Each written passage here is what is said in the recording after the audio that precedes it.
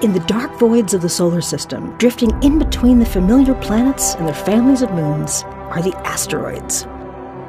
There may be 1 million, perhaps 2 million of these cold, dark rocks. But these small worlds are anything but dull.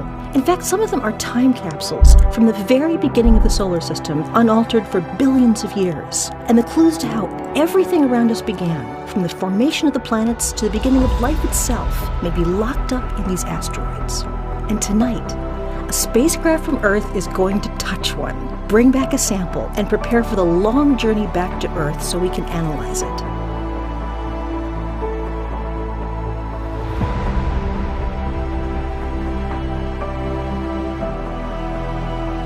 OREX has descended below the 5-meter mark. The hazard map is go for tag. Contact expected in 50 seconds. We're going in. We're going in.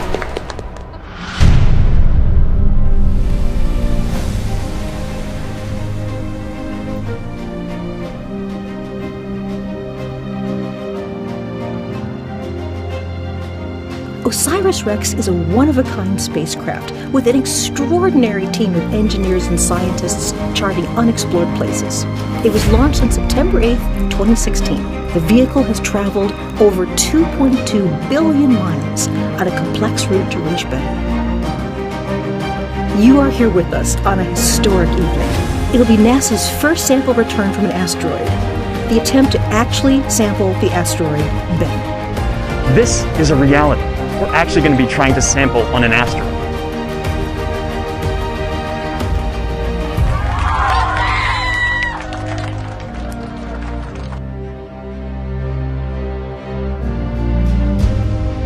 This represents the hopes and dreams, hard work, blood, sweat, and tears of thousands and thousands of people who have worked on this program for over a decade to make this a reality.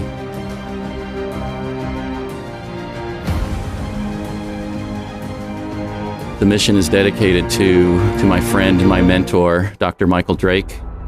Mike passed away just 4 months after we were selected by NASA to lead this mission. And, he left some parting words.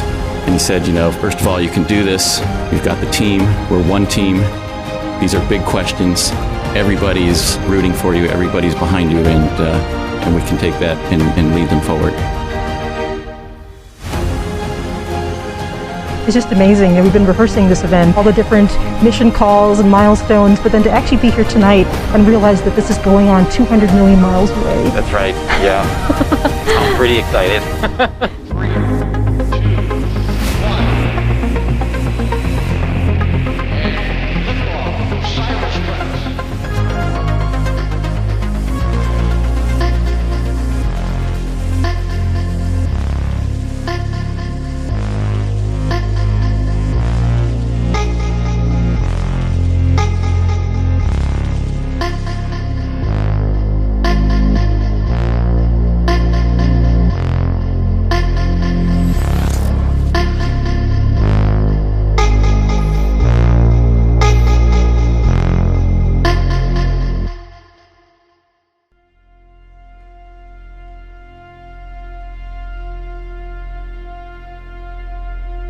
The pandemic has changed the way we lived our lives. Masks and social distancing have become a way of life. As the whole world was coming to grips with the pandemic in the March timeframe, this team was in the midst of preparing for the checkpoint rehearsal that would take the spacecraft only 65 meters above the surface. So we had to rethink the entire way in which we were going to do that rehearsal with only a skeleton crew here in the building and with many of our team members remote. I think the hardest phase of the mission was in spring of 2020 when the COVID pandemic hit. It was a scary time and we were exhausted. And I would say probably by April, about a month after the lockdown, I wasn't sure we were going to be able to do it. And it wasn't because of the technical challenges, but it was the stress and the human factors that I was really starting to worry about.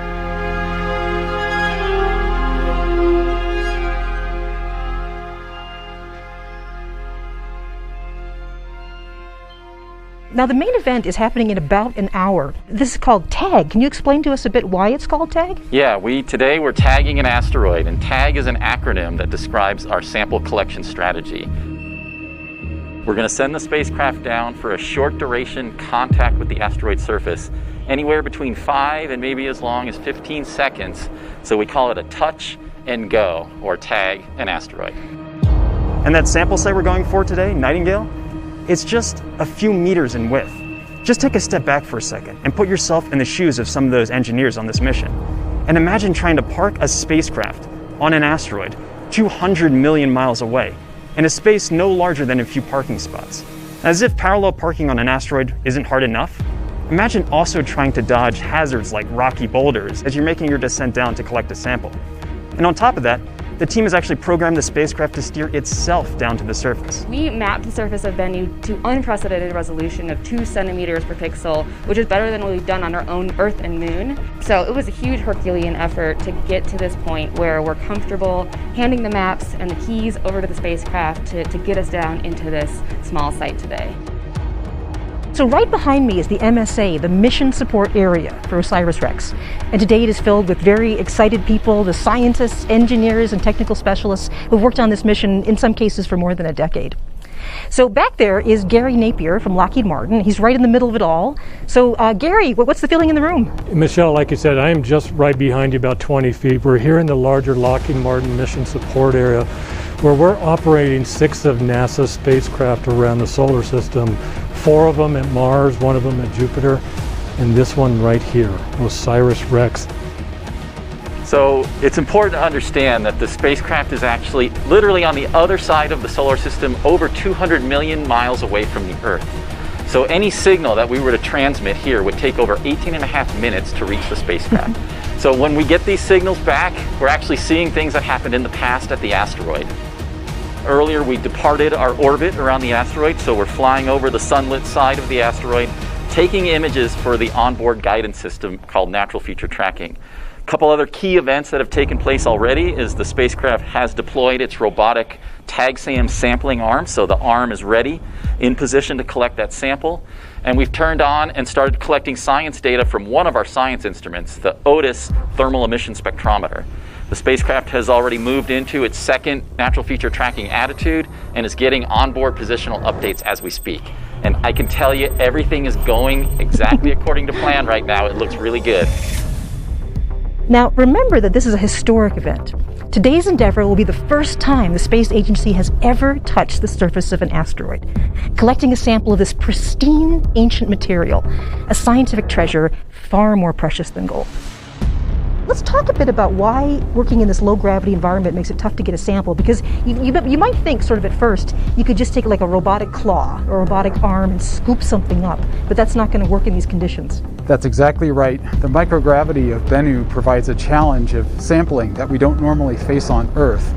You can imagine trying to use a shovel or a scoop on Earth, and the ground pushes against you, but the gravity keeps you on the ground.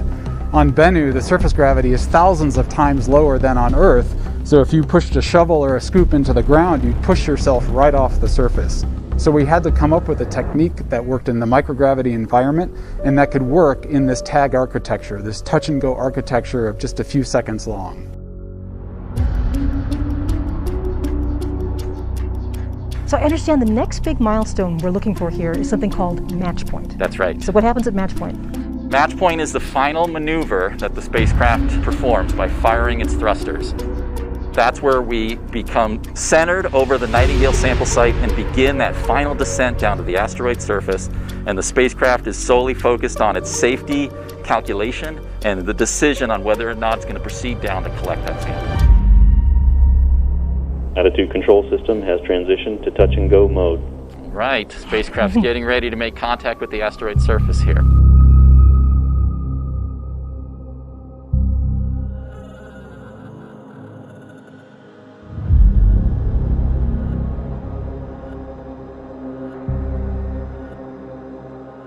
OREX MSA on OREX off. OREX is descending below 25 meters. Okay, we're getting really close. And I want to remind you, it's the 5-meter crossing that's the really critical one. We're only a couple minutes away from that. So the spacecraft has one key decision left to make. It's calculating right now the probability that it's going to come down either on a hazardous area, as we defined on that hazard map, or in a safe area. So we may, at 5 meters, the spacecraft may decide that it's hazardous and it's going to back away, allowing us to live the tag another day. So to me, all my senses are on that call out right now. Yeah. I really want to hear that we are go for tag.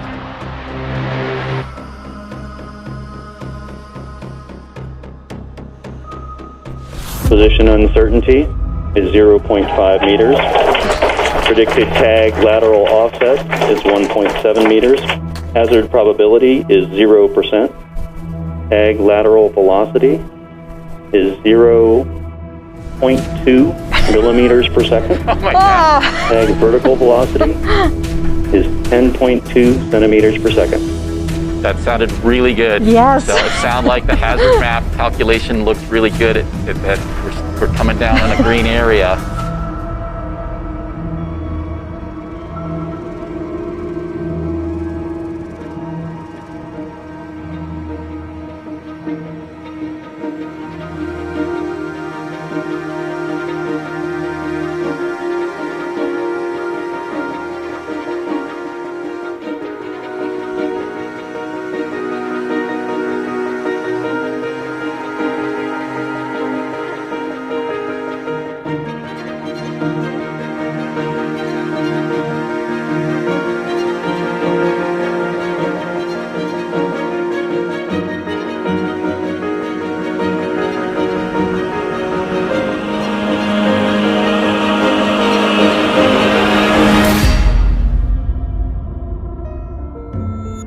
MSA on OREX off.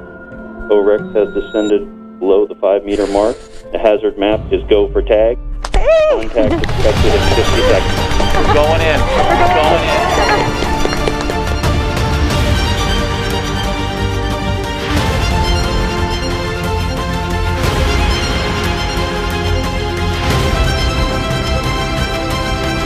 Touchdown to tag.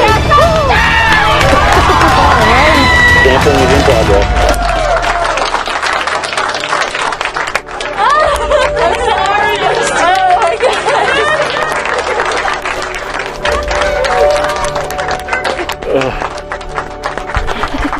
Oh my gosh, we're there, folks. That was amazing. I mean, I don't know if you saw the team here, but they just kind of blew up. It went from being steely-eyed to like celebrating the Super Bowl.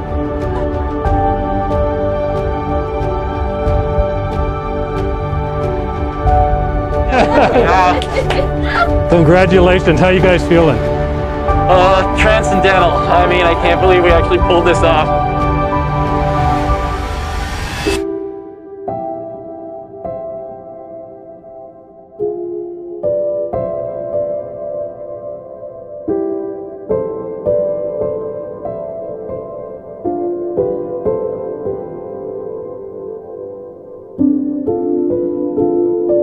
OREX MSA on OREX op.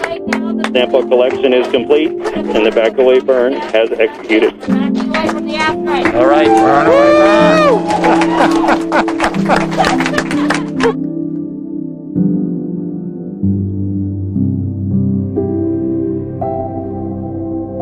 The pyro bottle's fired, so tag SAM operated.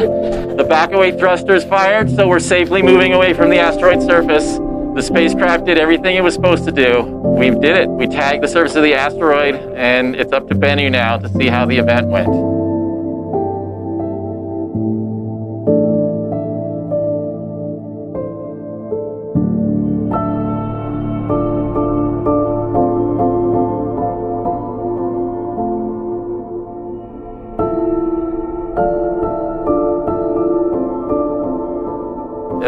It's almost hard to process everything that's happening right now. It's overwhelming pride in this team and everything we've done to get here. I couldn't really have anything better to say about this group of people.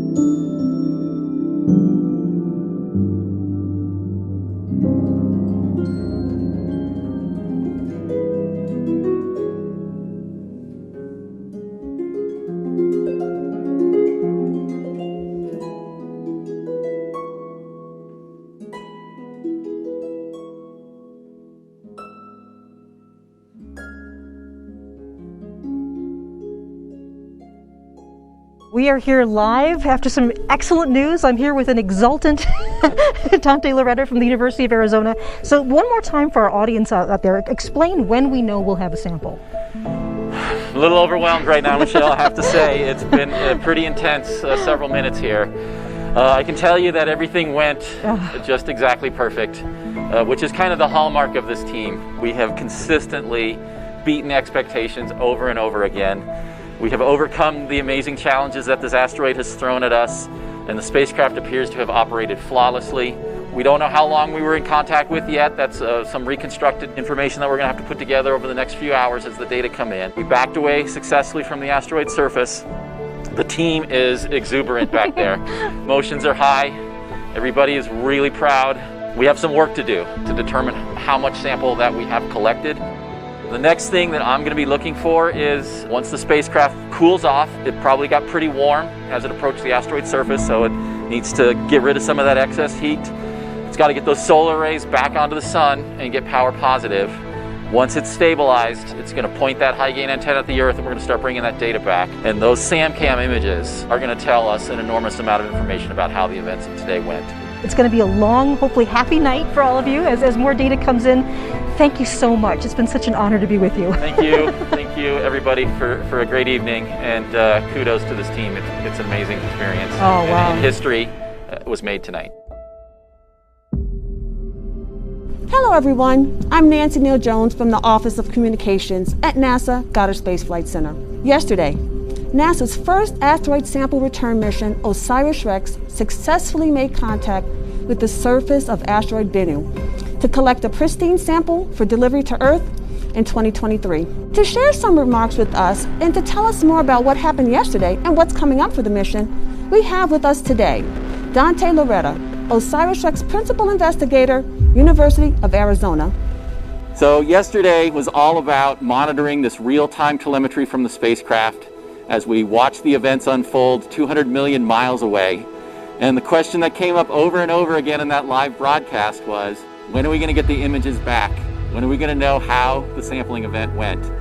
I can tell you, a lot of us were up really late last night. We were watching the images come down one by one. By about 2 a.m. here, local time in Denver, we got what I call the money shot, where we saw TAG360p contacting the surface, and then the effect of injecting that high purity gas down into the asteroid regolith. I must have watched it about 100 times last night before I finally got a little bit of shut-eye, and then I dreamed of a wonder world of Bennu regolith particles floating all around me. Well, like everything on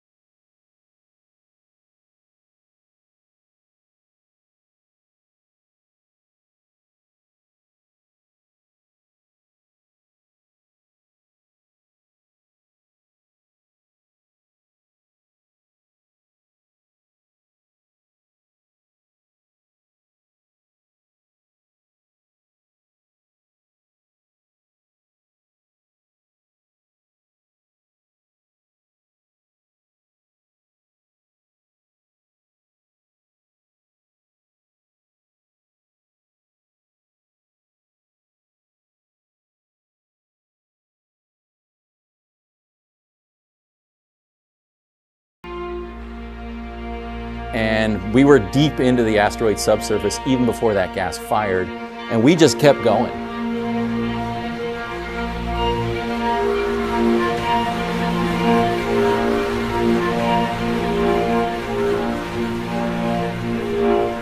If we hadn't fired the back-away thrusters,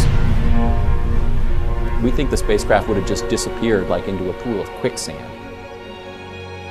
So as a result of that really soft, compliant surface, the gas from TAG360p and the thruster plumes from the backaway burn excavated an enormous crater, 8 meters or about 25 feet in diameter, way bigger than anything we expected. Our glorious moment, we safely contacted the asteroid surface, bury the TAG-SAM head and fire the gas, and you will load that thing up. Turns out we did too good of a job. So, we backed away. 2 days later, on October 22nd of 2020, we put TAG-SAM through a photo shoot. All kinds of different camera angles and lighting conditions, just trying to get some hint, was there any sample that was collected in this amazing event? It looked like the TAG-SAM head was literally spewing material into outer space, and panic shot through me at that moment. And I was like, oh man, we're bleeding. We're losing sample at an enormous rate. About 10 grams were visible in that one shot. That was, 1/6 of our total mission requirement in a few seconds that we were seeing escaping from the TAG-SAM head. The good news was, the reason we were leaking material was because we had collected so many large stones that we were jamming open the safety valve meant to keep everything inside the collection chamber. So we got permission from the agency to go through rapid stow, quickly got the TAG-SAM head into the sample return capsule. Through some very clever mathematics, it looks like we collected about 250 grams or about 8 ounces of material. 4 times the mission requirement is what we expect is in that sample return capsule today. And fortunately, we were able to go back to Bennu in April of 2021 to get some great imagery and spectral data of the surface to really quantify the nature of that disturbance. When we designed the mission, we did not plan to go back and image the TAG site after sample collection. We thought this is such a risky maneuver, get the goods and get out of Dodge kind of approach. But after that amazing and dynamic response of the asteroid surface, I couldn't leave it alone, right? I was like, this just keeps bothering me. We have to understand what we did, and we have to document it for science and for future asteroid explorers to understand why this behaves so differently. When we estimate the strength of the particles that we see on the surface, there's no way they would survive passage through Earth's atmosphere. They would simply disintegrate, forming a giant fireball. So I have high confidence that we're bringing back the kinds of material that literally, physically cannot make it to the surface of the Earth as a meteorite. All stations, the ADM burn is completed. We have a nominal ADM burn, and we're bringing the samples home.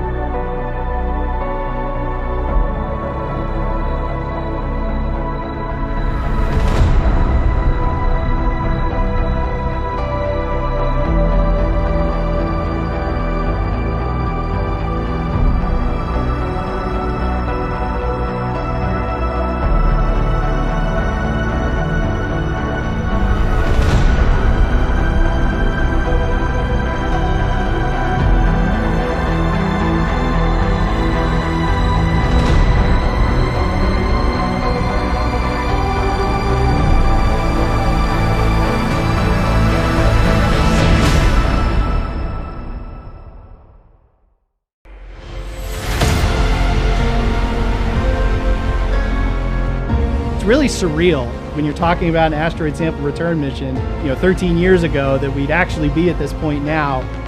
I had every confidence in the team that we get there, but your mind just isn't going there, right? You're just trying to get to launch, then you're just trying to get to the asteroid, then you're just trying to get through proximity operations and collect the sample. So you're taking a day at a time getting through operations. But yeah, now that we're here, ready to release the capsule, ready to finally collect it, culmination of all this work, decades of work, from thousands and thousands of people on the team.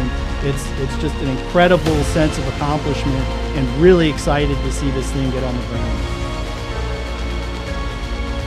All we have left to do to deliver on our promise to the agency is get that sample safely back to the Earth, get it into our laboratories, and answer the fundamental questions about the formation of our solar system and why Earth is a habitable world.